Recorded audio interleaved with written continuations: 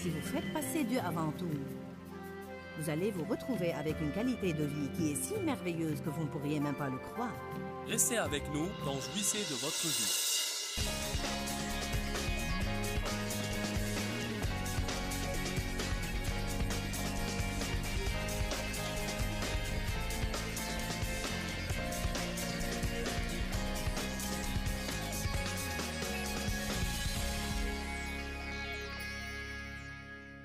Jésus a dit, « Venez à moi ». Aimez-vous ces mots-là? Moi, j'aime ça. Venez à moi, vous tous qui êtes fatigués et chargés et accablés. Donc, chaque fois que nous sommes vraiment à bout, les choses sont intolérables, nous sommes frustrés et épuisés, nous ne savons que faire, nous sommes stressés, nous devons recourir à Jésus. Ne recourez pas à vos amis. N'essayez pas de trouver une solution. Recourez à Jésus. Je crois que ce qui nous empêche de nous décontracter, c'est l'idée que nous devons nous occuper de nous-mêmes. Je veux que vous le compreniez parce que j'y ai bien pensé. Je ne sais pas ce que vous en pensez, mais parfois je me trouve tendue sans même avoir une raison de l'être. Je dois dire exprès, « Oh, je peux me décontracter. » Beaucoup de fois, c'est l'inquiétude de ce que les gens vont penser de nous, ou que nous devons veiller à faire ce qu'il faut, etc., etc. Apprendre à laisser Dieu s'occuper de nous est un processus. Plus nous connaissons le Seigneur, plus nous devons être décontractés. Du fait d'avoir eu plus d'expérience avec lui, l'expérience avec Dieu est précieuse car elle nous apprend qu'il est fidèle. Vous passez par des situations et vous voyez que d'une façon ou d'une autre, il intervient toujours. Peut-être qu'il ne fait pas exactement ce que vous vouliez qu'il fasse, mais il fait quelque chose et ça marche toujours.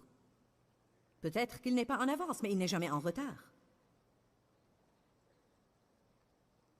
Venez à moi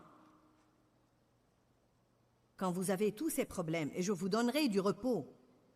La Bible amplifiée dit « Je détendrai et soulagerai et reposerai vos âmes ». Il me semble que Jésus veut que nous vivions dans un état décontracté, non pas nerveux et tendu,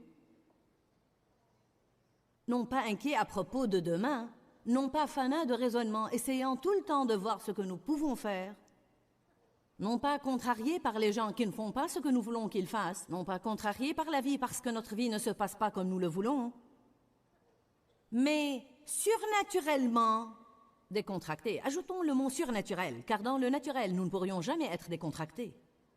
Mais quand Dieu ajoute son sur à notre naturel, nous nous retrouvons avec le surnaturel.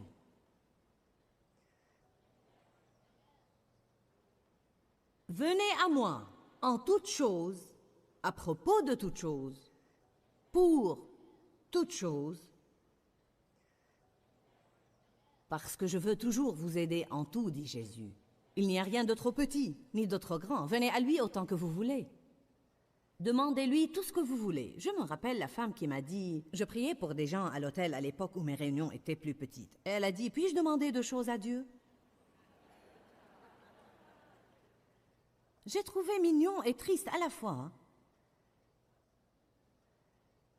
Qu'il y ait une personne qui ne connaissait pas Dieu suffisamment pour savoir qu'elle pouvait lui demander tout ce qu'elle voulait, aussi souvent qu'elle le voulait. Elle pensait qu'elle pouvait seulement avoir une certaine quantité de demandes, et puis Dieu se lasserait peut-être de l'écouter. Pour rester décontracté, le croyant doit comprendre le ministère actuel de Jésus. Le ministère actuel de Jésus. Qu'est-ce que j'entends par là? Jésus fait quelque chose en ce moment alors que vous êtes là. Ce n'est pas parce que vous êtes assis là aujourd'hui que Jésus n'accomplit pas des choses pour vous.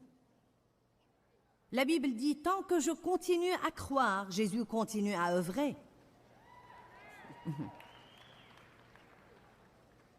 Alors, quand vous venez assister à un séminaire comme celui-ci, vous devez dire, « Seigneur, j'ai laissé toutes mes situations et mes circonstances derrière moi, et pendant que je suis là à jouir du sermon et de la bonne musique, je déclare ma foi comme quoi tu vas certainement œuvrer sur ma situation Et même quand je sors, les choses vont être différentes de ce qu'elles étaient quand je suis entrée. Nous devons déclarer notre foi par des mots pleins de foi et par de courtes prières, car les prières ne doivent pas forcément être longues et éloquentes.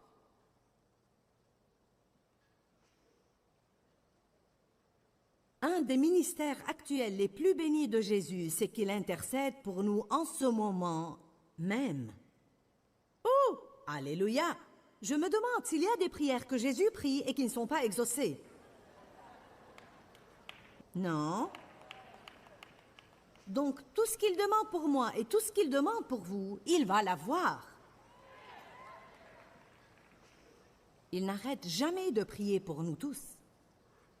Il est assis à la droite du Père et intercède continuellement en notre faveur. Je crois aussi que pour rester surnaturellement décontractés, nous devons comprendre la relation entre la vigne et le sarment. Allez à Jean 15.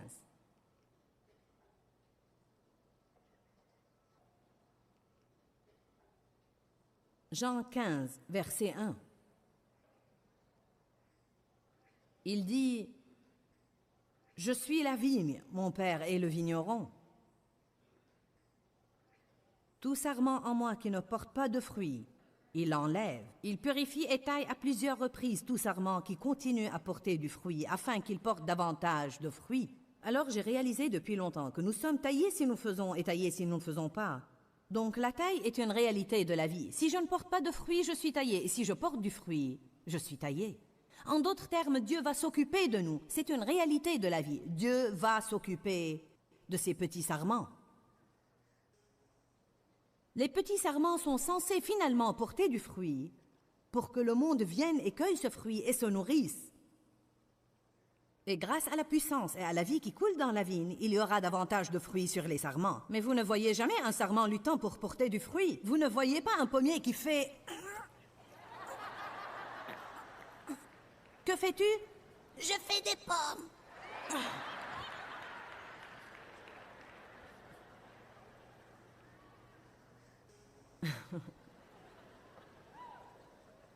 Nous faisons beaucoup d'efforts pour être bons. Oh, nous faisons beaucoup d'efforts pour être gentils et patients et aimables. Nous nous efforçons. Parce que nous savons que nous sommes censés avoir ce fruit. Mais nous ne sommes pas censés nous efforcer. Ce que nous sommes censés faire, c'est demeurer. Demeurer Attachés à la vigne. Jésus injecte cette vie en nous. Comment le fruit sort-il sur un sarment? Il y a tellement de vie qui coule dans la vigne, qui s'injecte dans le sarment, que quand cette vie devient complète, le sarment ne peut plus la détenir. Pouf!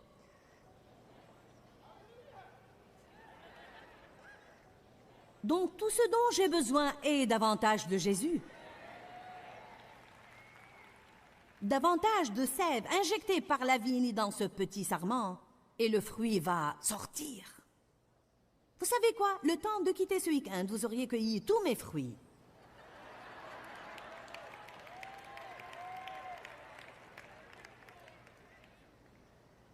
Si j'étais un péché, avec un peu de chance, j'aurais pu me retrouver avec un peu de duvet restant. Vous auriez cueilli le tout dernier fruit que j'ai. Que faire alors? Car lorsque je rentre à la maison, je dois avoir encore du fruit pour ceux qui sont là-bas. La première chose que je vais faire, c'est venir à Jésus. Je vais commencer à me revigorer et à me revitaliser, même dans l'avion qui va me ramener chez moi. Comment je fais ça? En me décontractant et disant « Merci Seigneur, car tu me fortifies. Merci, car tu me ravitailles. J'ai besoin de toi, Jésus. Je ne peux rien faire sans toi. » Dave et moi, nous allons nous lever demain matin. Et nous allons passer probablement 2 ou 3 heures avec le Seigneur, à prier, à lire, à regarder par la fenêtre, à nous reposer, à demeurer, à nous fier. Combien de vous comprennent ce que je dis?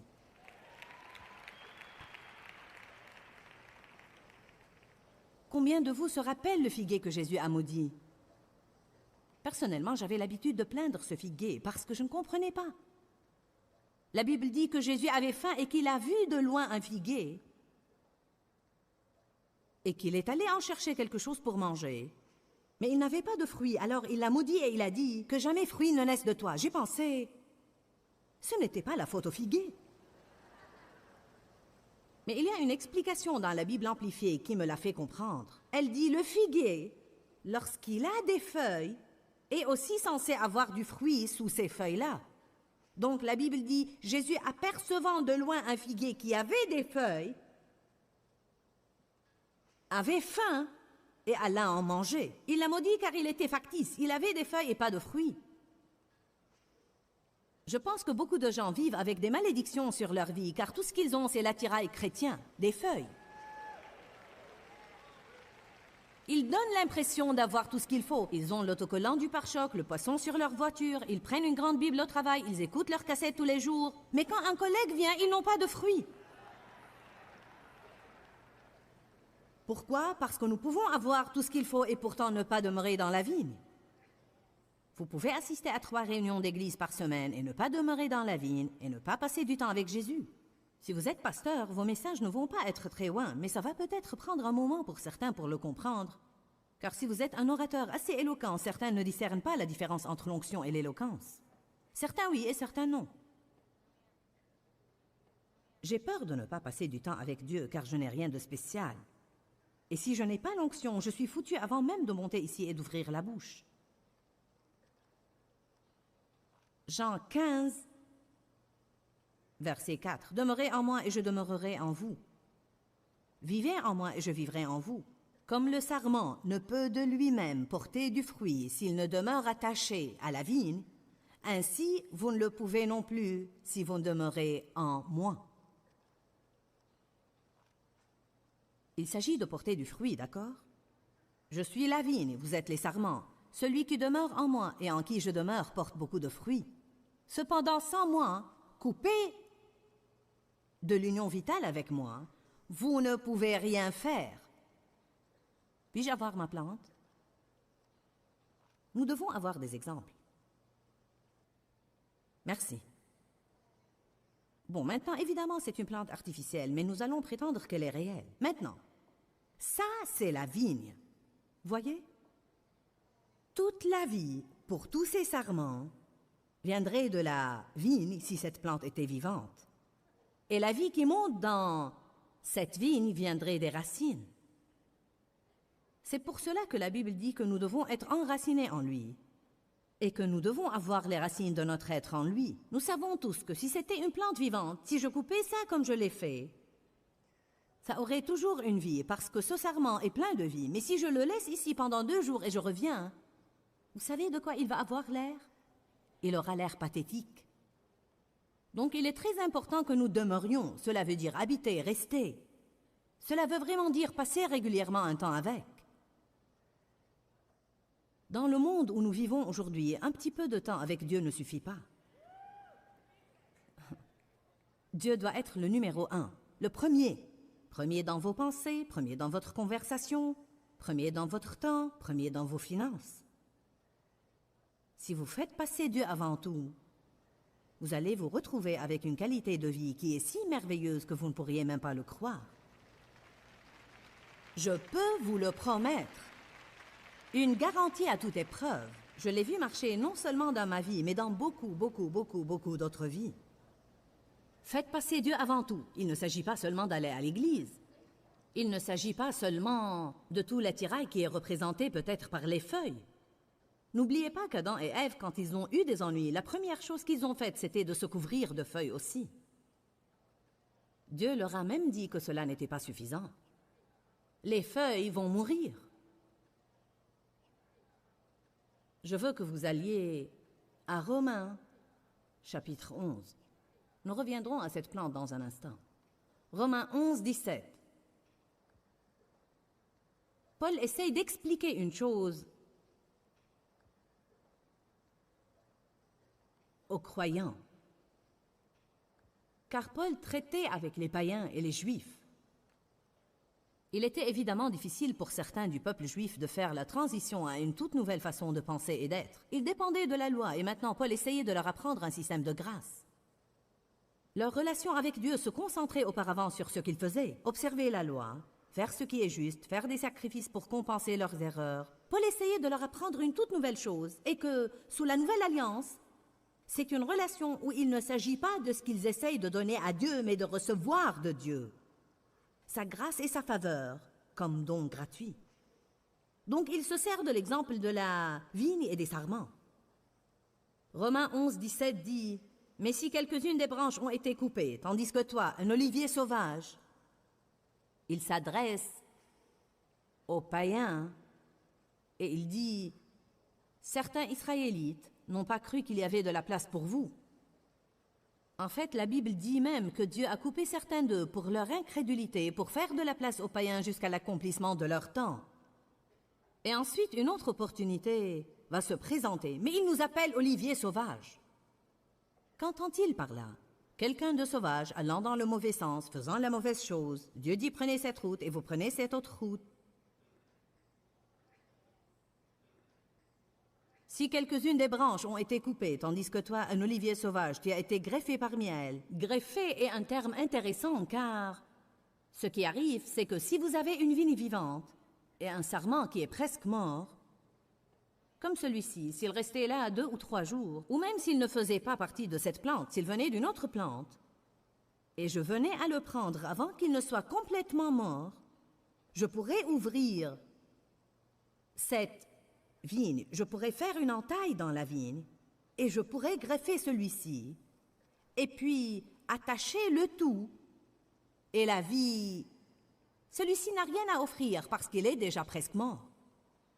Mais comme il demeure dans la vigne, alors la vie qui est dans la vigne va ranimer ce sarment presque mort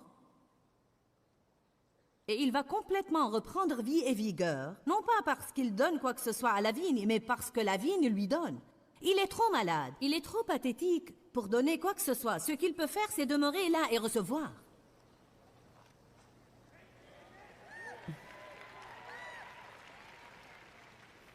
Certains de vous ne demeurent pas assez. Vous ne demeurez pas assez. Vous demandez à Dieu trop de fois par jour, « Que veux-tu que je fasse, Dieu? Que veux-tu que je fasse? Que puis-je faire? Je fais tout ce que je sais faire, Dieu. » Il ne s'agit pas de faire. Il s'agit de demeurer. Allez maintenant, faites attention. Mais si quelques-unes des branches ont été coupées, tandis que toi, un olivier sauvage, tu as été greffé parmi elles pour partager la richesse de la racine et de la sève de l'olivier. Pourquoi ont-ils été greffés? Ils ont été greffés pour avoir part à ce que la racine et la vigne avaient, non pas pour donner, mais pour prendre part à ce que la vigne avait. Pourquoi Jésus nous a-t-il amenés à avoir une relation avec lui? Pour prendre part à ce qu'il a, non pas pour qu'on lui donne quoi que ce soit. Il y a une écriture dans la Bible qui dit « De quoi Dieu a-t-il besoin que vous puissiez lui donner et qu'il n'a pas déjà? » Nous lui donnons nos remerciements et nous lui donnons nos louanges, mais il n'a pas besoin de nos œuvres ni de nos idées lumineuses pour lui indiquer comment gérer notre vie. Avez-vous jamais fait ça? Dieu, as-tu jamais pensé à essayer ça? Oh, j'ai fait ça. Je suggérais à Dieu ce qu'il pourrait faire pour mettre mes enfants au bon endroit, ou une chose par laquelle il pourrait les toucher. Ou bien je lui suggérais quelqu'un à qui il pourrait me présenter pour qu'il me donne une grâce et que mon ministère prospère. Ne savez-vous pas que Dieu trouve drôle de traiter avec nous? Ce dont nous avons besoin, c'est de capituler. Ce dont nous avons besoin, c'est de renoncer et de nous rendre compte que nous n'avons vraiment rien à donner, que nous sommes désespérément sans ressources, et nous devons venir à lui, et nous devons apprendre comment écouter sa parole et recevoir. Il y a des personnes qui supplient Dieu depuis des semaines, ou peut-être même presque toute leur vie, de leur pardonner un péché qu'ils ont commis dans le temps et qu'ils pensent être effroyable, et ils ont répété la même prière à n'en plus finir, et ils n'ont jamais reçu ce don gratuit du pardon qui était à leur disposition tout ce temps. Vous devez recevoir. Ne soyez pas des mendiants. Soyez des croyants, et le mot « croire » veut dire recevoir. Recevoir. Prenez l'habitude quand vous priez et vous demandez à Dieu de vous pardonner vos péchés, d'ajouter après ça « Je reçois ce pardon en ce moment-là ». Nous devons nous entraîner à apprendre à recevoir et nous devons avoir la mentalité de quelqu'un qui reçoit. Je suis un sarment attaché à une vigne. Tout ce que je peux faire, c'est recevoir la vie de cette vigne et je tiendrai bon. Je reçois, Seigneur, je reçois ta grâce aujourd'hui. Je reçois le salut.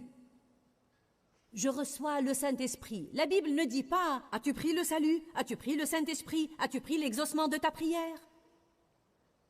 Que disons-nous aux gens? J'ai appris que tu es allé à la conférence de Joyce. As-tu pris l'exaucement de ta prière? As-tu pris ta guérison? As-tu pris le salut? As-tu pris le Saint-Esprit? As-tu pris le bonheur?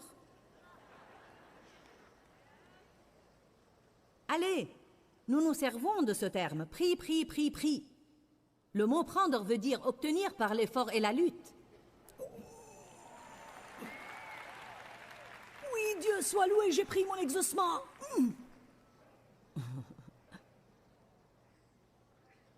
Mais le mot recevoir veut dire en réalité agir comme récipient et simplement prendre ce qui est offert.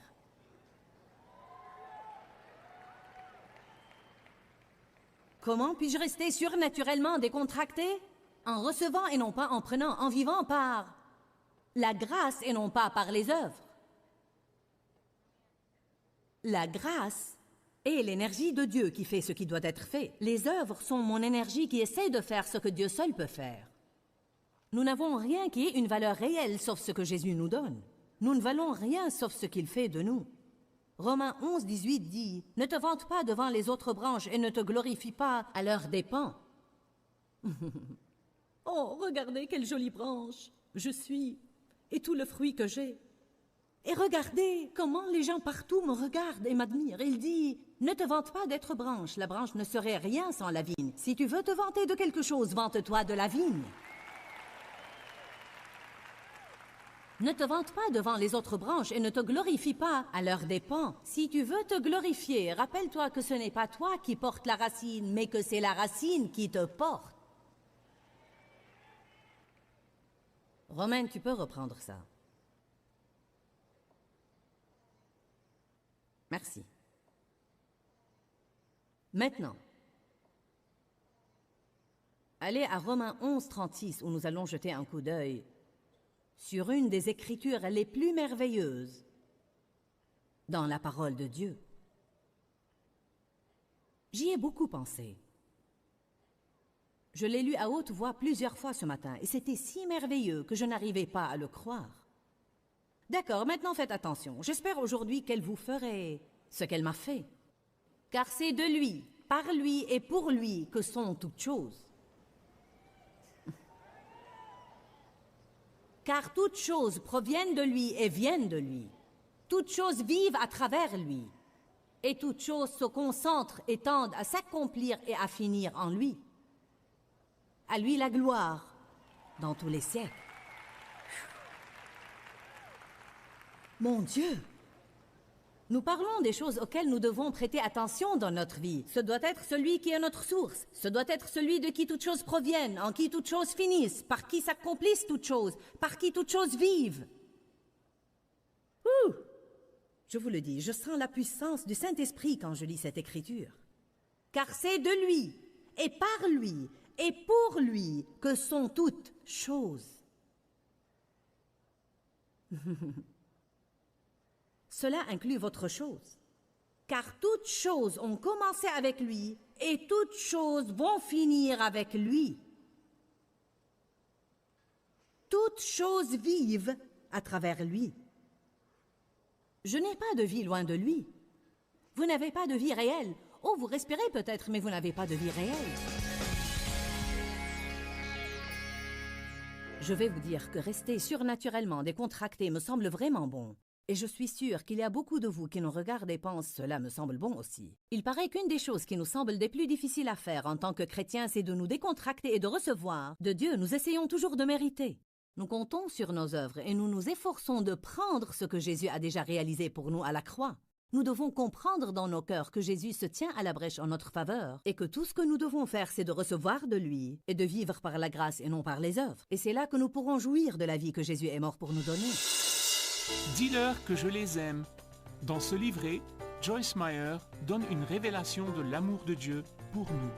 Pour obtenir ce livret gratuitement, écrivez-nous à Joyce Meyer, boîte postale 40095-6300, Larnaca, Chypre. Ou bien visitez notre site web www.joycemeyer.org/fr.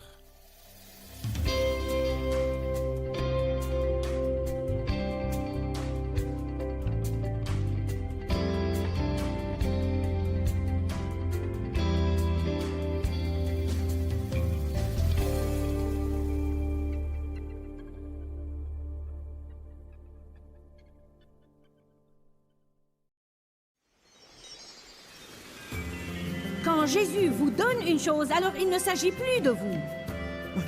Restez avec nous dans Jouissez de votre vue.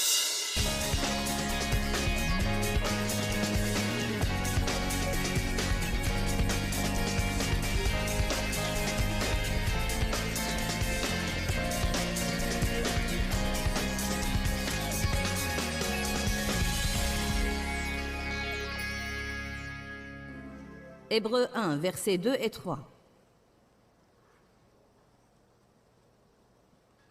Mais dans ces derniers temps, il nous a parlé par la personne du Fils, qu'il a établi héritier et propriétaire légitime de toutes choses.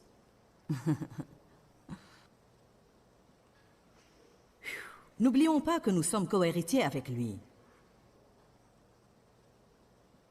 Il a fait ce qui devait être fait. Il est devenu héritier de tout ce qui était à Dieu. Et maintenant, il dit, vous pouvez vous joindre à moi. En mettant votre foi en moi et en me recevant comme votre sauveur, vous devenez co-héritier avec moi. Tout ce qui est à moi, je vais vous le révéler. Je vais vous montrer des Écritures qui disent ça plus tard. Aussi par lequel et à travers lequel il a créé les mondes et les portées de l'espace et les airs du temps. Il les a faits, produits, bâtis, opérés et arrangés en ordre.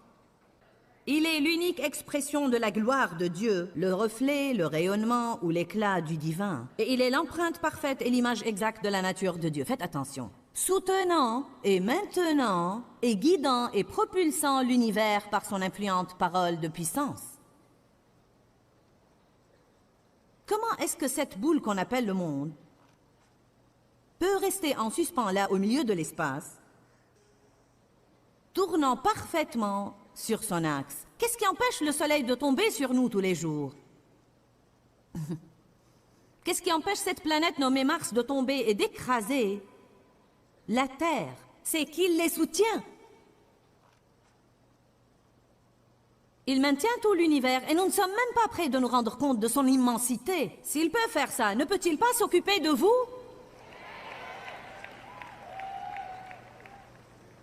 N'est-il pas étonnant qu'il se soucie tellement d'un petit point dans cet univers nommé le monde, qu'il a déjà inscrit tous les jours de nos vies dans un livre? Ah, je me sens aimé et soutenu aujourd'hui. Cela me décontracte. De quoi devons-nous nous soucier alors? Je veux dire que s'il maintient l'univers et fait fonctionner le tout en bon ordre, dois-je vraiment avoir peur et m'inquiéter de ce qui va m'arriver?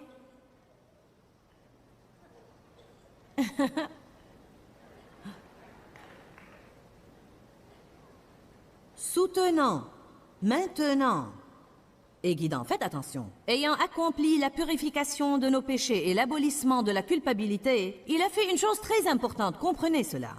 Ça ne dit pas qu'il s'est tenu debout à la droite de Dieu, mais il s'est assis à la droite de la majesté divine. Regardez le verset 13. D'ailleurs, auquel des anges. Maintenant, Paul fait une comparaison entre Jésus et les anges, essayant de convaincre ces gens-là qu'il était plus grand que tous les anges.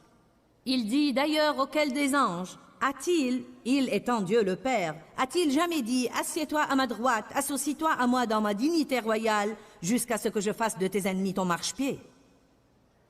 Alors Jésus est décontracté. Il s'occupe de toutes ces choses et les soutient, mais ce n'est même pas un effort. Il est assis là-bas à la droite de Dieu, décontracté, attendant que Dieu fasse du reste de ses ennemis son marchepied. La nouvelle devient meilleure. Car la Bible dit dans Éphésiens 2 que nous sommes assis avec lui dans les lieux célestes. Nous sommes assis. Pourquoi la Bible dépeint-elle toujours Jésus comme étant assis? Apocalypse dit « celui qui était assis sur le trône ». Pourquoi ne court-il pas dans le ciel, soucieux de ma situation? Pourquoi ne se tord-il pas les mains pour trouver une solution? Il y a sûrement beaucoup de travail impliqué pour faire fonctionner tout cet univers. Après tout, je le garde occupé rien qu'à moi. Amen.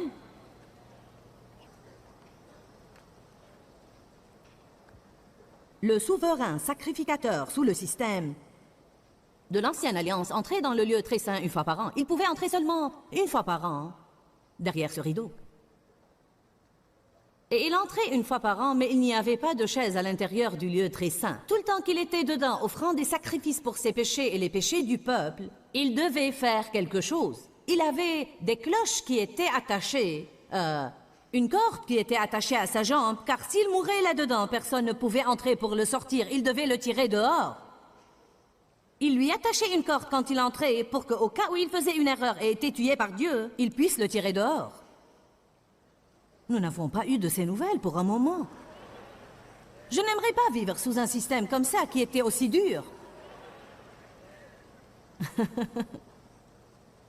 Jésus est notre souverain sacrificateur. Il y a une telle corrélation là et un tel message. Nous n'allons pas en parler.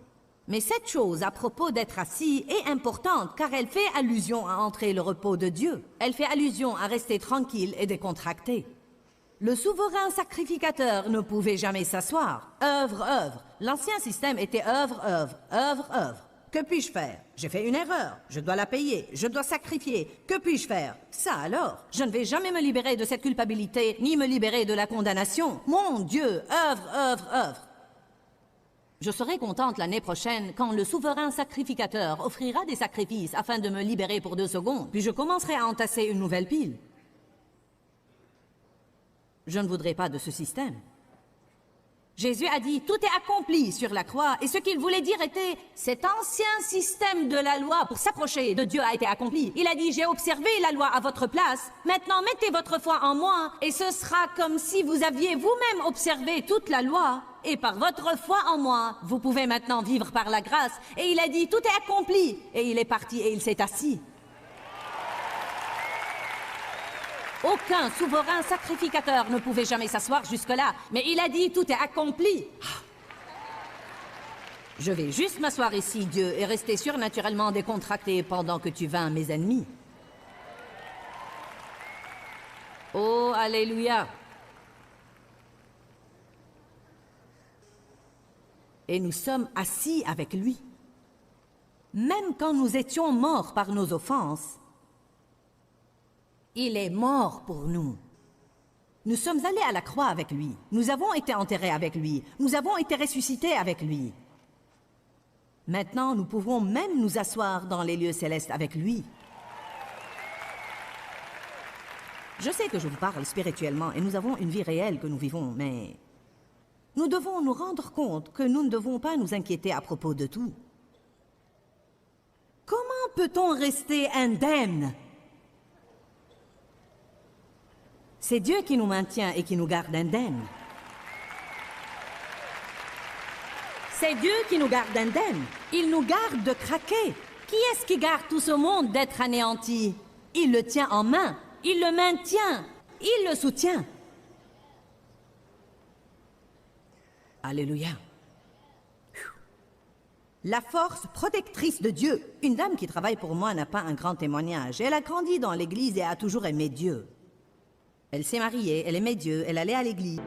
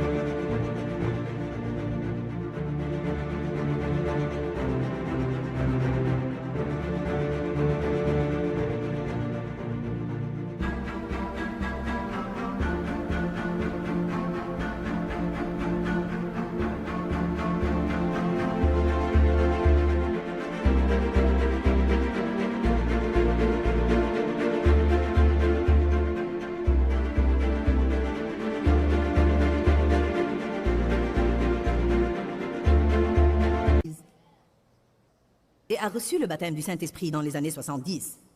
Ensuite, elle est venue travailler pour nous. Elle entend tous ces témoignages. J'ai été abusée, quelqu'un d'autre était un toxicomane. Elle a dit à Dieu un jour, « Eh bien Dieu, pourquoi n'ai-je pas un témoignage ?» Écoutez ça, Dieu lui a dit, « Tu as un témoignage. Ton témoignage, c'est « Je t'ai gardé de tout ça. »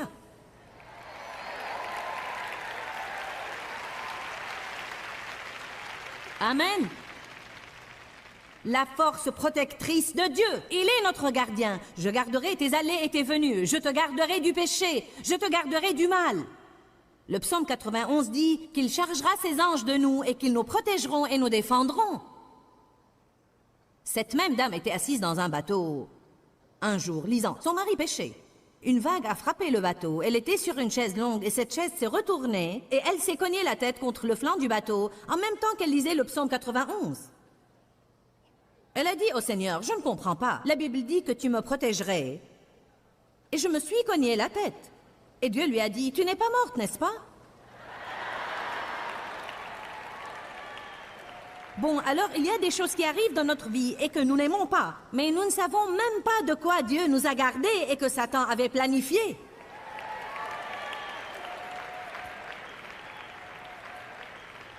Je suis émerveillée par le fait que nous pouvons conduire dans le trafic et rester en vie.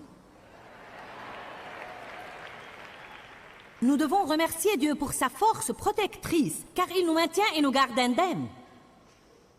Je ne sais pas comment j'ai fait ce que j'ai fait pendant ces 27 années. Je regarde mes calendriers et je vois combien j'ai travaillé et que j'aurais dû être morte depuis longtemps ou bien folle, une des deux. Je regarde en arrière et je lis certains de mes journaux de prière et certaines des choses que j'ai connues avec les gens. Et je pense, comment ai-je pu faire ça? Eh bien, il m'a gardée, il m'a soutenue, il m'a fortifiée, il m'a protégée. Je me souciais d'un tas de choses dont je n'aurais pas dû me soucier dans ma vie. Ne vous étonnez-vous pas quand vous jetez un coup d'œil sur certaines choses à propos desquelles vous vous êtes soucié, mais elles se sont bien terminées?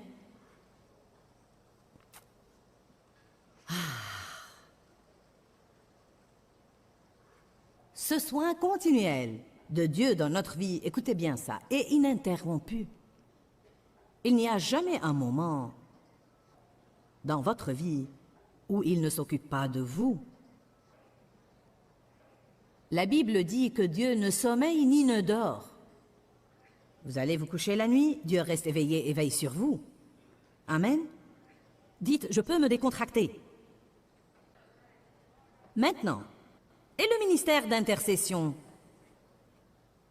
Je veux vous montrer une chose. Je voudrais que Romaine et Charlie montent ici et m'aident. Nos imperfections laissent une brèche entre nous et Dieu. La Bible dit qu'intercéder, c'est se tenir à la brèche. Quand vous intercédez pour quelqu'un qui n'a pas une bonne relation avec Dieu, il y a une brèche entre lui et Dieu. Il n'y a pas de relation entre lui et Dieu. Ou bien la relation a été entravée ou brisée. Et quand vous priez pour lui, vous vous tenez littéralement à la brèche et vous les rapprochez. Je vais vous montrer ce qui arrive.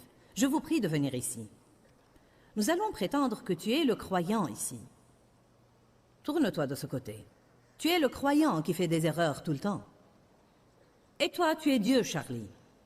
Recule-toi ici et simule la sainteté autant que tu peux. D'accord. Maintenant, il n'y a pas de problème. Tu as des péchés et des imperfections dans ta vie et tu veux essayer de t'approcher de Dieu et il veut s'approcher de toi. Mais tout ce désordre dans ta vie gêne le passage. Sans bouger de la place où tu es, je veux que tu essayes de t'approcher de Dieu.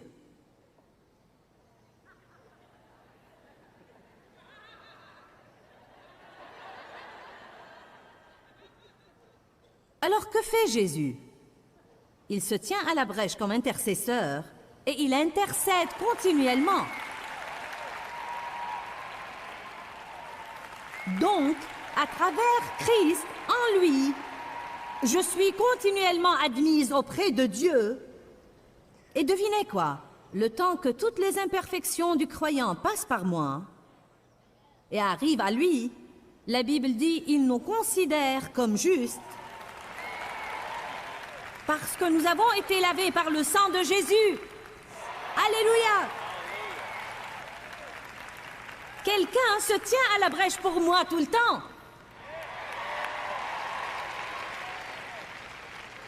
Amen. Vous pouvez descendre, merci. Hébreux 7, 25. 3 écritures que je veux qu'on lise. Elles sont toutes vraiment importantes.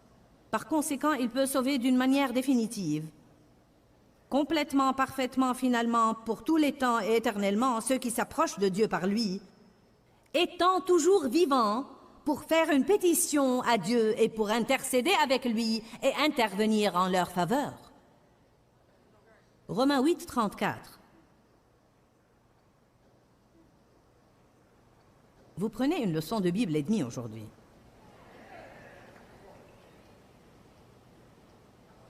Romains 8, verset 34. Qui nous condamnera? Lorsque vous sentez toute cette culpabilité à cause des erreurs que vous faites, qui est là pour vous condamner? Jésus nous condamnera-t-il, lui le Messie qui est mort, bien plus qui est ressuscité d'entre les morts, et qui est maintenant à la droite de Dieu, suppliant et intercédant pour nous? Qui est-ce qui essaye de me condamner? Ce n'est pas Jésus. Le Saint-Esprit établit ma culpabilité, mais établir la culpabilité est une chose totalement différente de la condamnation. Quand je suis accusé, je dois me repentir. Je ne devrais jamais me sentir condamné. Je ne devrais jamais passer des jours à me sentir coupable à cause d'une erreur que j'ai commise, car Jésus est là, intercédant pour moi, se tenant à la brèche. Soit que nous allons croire que son sang suffit, soit que nous allons croire que nous devons lui ajouter notre sacrifice. Combien de vous ont mauvaise conscience et se sentent coupables? Allez, nous avons enseigné sur la vérité jeudi soir. Ne me poussez pas à venir vous confronter. Je me permettrai de dire qu'il n'y a qu'un nombre limité de chrétiens qui ont mûri au point où, quand ils font des erreurs, ils peuvent se repentir, recevoir le pardon et avancer. Voici une histoire qui m'a donné une bonne leçon. Je me sentais si coupable et je pense que ça venait de toutes les années où l'on abusait de moi et que je savais ce qui se passait dans ma vie, ce que mon père me faisait et que je devais toujours le cacher à ma mère et aux gens et j'avais mauvaise conscience à cause de ça. Et bien sûr, le diable me faisait penser qu'il y avait quelque chose qui n'allait pas en moi, sinon mon père n'aurait pas voulu me faire cela. Alors j'ai grandi avec ce fardeau de culpabilité, de honte et de reproche comme si tout était de ma faute. Même après ma conversion, c'était comme une drogue dans ma vie. Vous savez, se sentir toujours coupable et avoir mauvaise conscience peuvent littéralement devenir comme une drogue. C'est comme lorsque vous avez mauvaise conscience pour si longtemps que vous sentez que ce n'est même pas juste de vous sentir bien dans votre peau. C'est comme ce n'est pas bien. Dieu n'accepterait pas que je me sente bien dans ma peau. Comment pourrais-je me sentir bien dans ma peau avec toutes les choses que j'ai faites? Mais voyez, Jésus a acheté votre justice. Il vous l'a donné en cadeau. Où est la logique si Gilles n'avait que des chiffons pour s'habiller, et moi j'ouvre mon armoire et je lui donne 5 ou 6 de mes meilleures tenues, et puis elle vient ici tout le temps portant ses chiffons? Je ne suis pas suffisamment bien pour les porter. Je suis contente de les avoir, mais je vais continuer à porter ces chiffons car j'ai peur de porter ces jolis habits. Je me sentirai insultée. Quand Jésus vous donne une chose, alors il ne s'agit plus de vous. Par la foi, vous devez revêtir sa justice. Vous devez vous parer de la justice. La Bible dit, revêtez la cuirasse de la justice et mettez vos chaussures de paix. Ils nous sont offerts par Dieu et nous sommes supposés les mettre.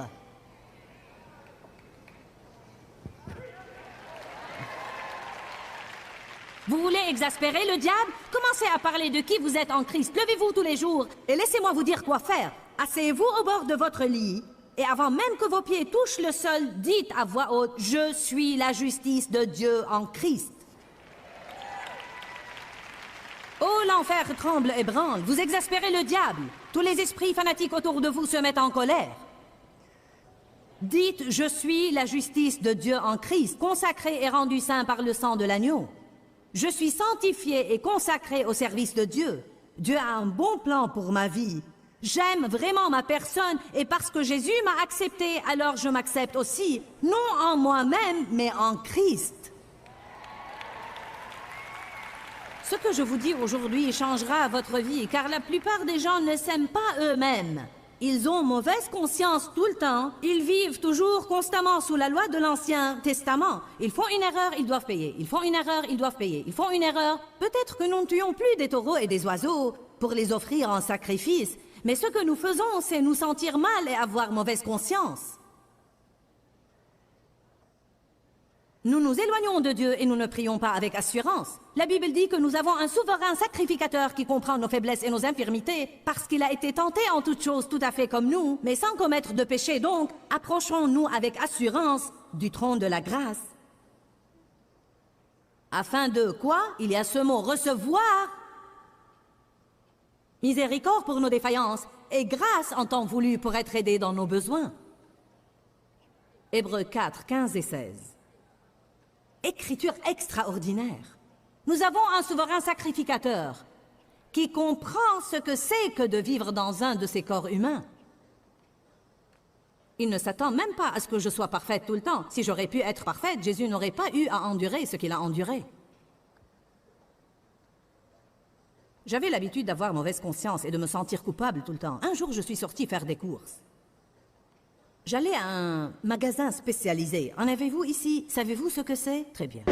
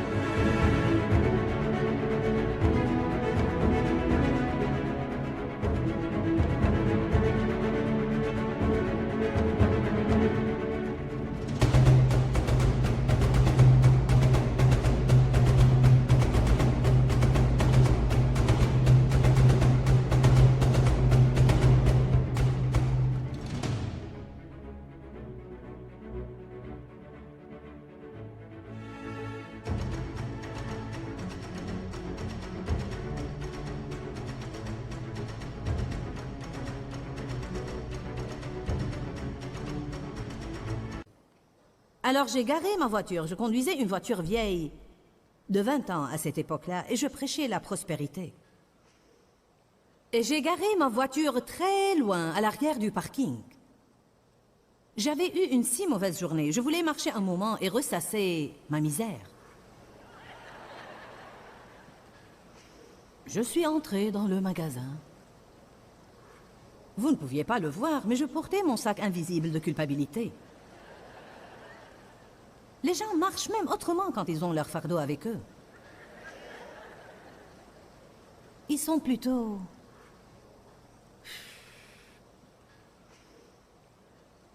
Le Saint-Esprit m'a dit, « Joyce, comment envisages-tu d'obtenir le pardon pour ce péché ?»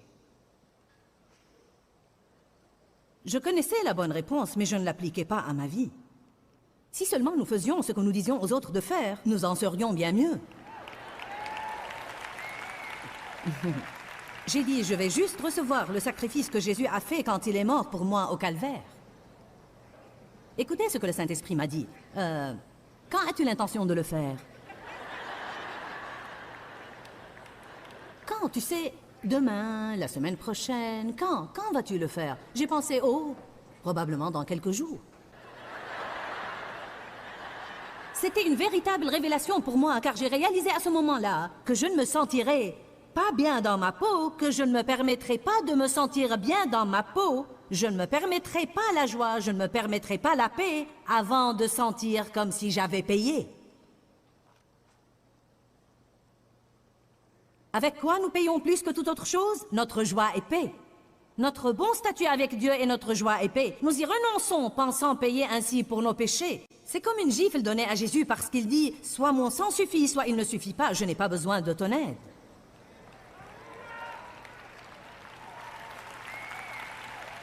Allez, je dis de bonnes choses aujourd'hui. Qui nous condamnera? Ce n'est pas Jésus. Ensuite, 1 Jean 2, 1. J'aime ça. Laissez-moi vous le lire pour gagner du temps. Mes petits enfants, je vous écris ces choses afin que vous ne péchiez point. Toute la Bible est écrite pour qu'on ne continue pas à vivre dans le péché. Mais si quelqu'un a péché, nous avons un avocat, un qui va intercéder pour nous auprès du Père, et c'est Jésus-Christ, le tout juste, le droit, qui se conforme à la volonté du Père dans chaque finalité, pensée et action. Je dois me lever tous les jours et essayer de ne pas pécher. C'est la finalité de tout ce que je fais. Mais quand je fais des erreurs, Dieu merci, j'ai un avocat, j'ai un intercesseur, j'ai quelqu'un qui se tient à la brèche pour moi. Et il a déjà été parfait. Donc quand je ne peux pas être parfaite, je prends de sa perfection et Dieu la considère comme mienne. Allez, quelqu'un qui nous suit à la télévision devrait se réjouir et sautiller dans sa maison maintenant. Les gens présents ici ne peuvent pas se lever et courir dans le bâtiment, mais vous pouvez courir dans votre maison en sautant et louant Dieu. Je veux dire, vous devez vraiment être là-bas à danser une gigue. Vous devez dire « Oh, le Seigneur soit loué, Alléluia ! Il m'a affranchi !» Jésus a payé pour mes péchés. Il intercède pour moi. Il me soutient. Je suis assis avec lui. J'ai été enterré avec lui. Je suis ressuscité avec lui. Car c'est de lui et par lui et pour lui que sont toutes choses. Tout commence en lui et tout se termine en lui. Il est le centre de toutes choses, la source de toute vie. Tout ce qui a une vie la prend de lui.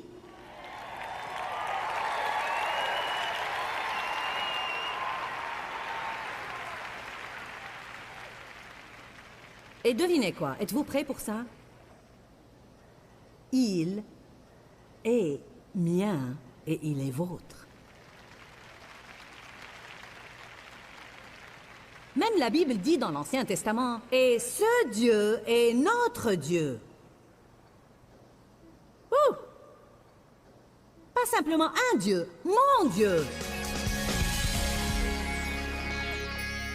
Je vais vous dire que rester surnaturellement décontracté me semble vraiment bon. Et je suis sûre qu'il y a beaucoup de vous qui nous regardent et pensent « Cela me semble bon aussi ». Il paraît qu'une des choses qui nous semble des plus difficiles à faire en tant que chrétiens, c'est de nous décontracter et de recevoir de Dieu. Nous essayons toujours de mériter. Nous comptons sur nos œuvres et nous nous efforçons de prendre ce que Jésus a déjà réalisé pour nous à la croix. Nous devons comprendre dans nos cœurs que Jésus se tient à la brèche en notre faveur et que tout ce que nous devons faire, c'est de recevoir de lui et de vivre par la grâce et non par les œuvres. Et c'est là que nous pourrons jouir de la vie que Jésus est mort pour nous donner. Dis-leur que je les aime. Dans ce livret, Joyce Meyer donne une révélation de l'amour de Dieu pour nous. Pour obtenir ce livret gratuitement, écrivez-nous à Joyce Meyer, boîte postale 40095-6300 Larnaca, Chypre. Ou bien visitez notre site web www.joycemeyer.org/fr.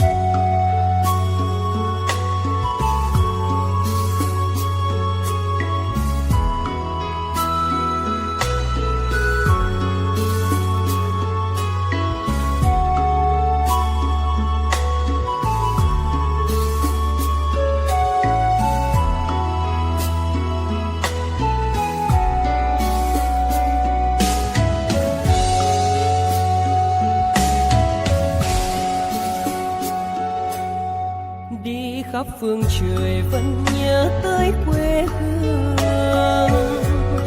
Người về đây thăm làng trù quê mẹ và làng sen quê cha, xúc động bồi hồi người rơi giọt lệ thương mái nhà tranh.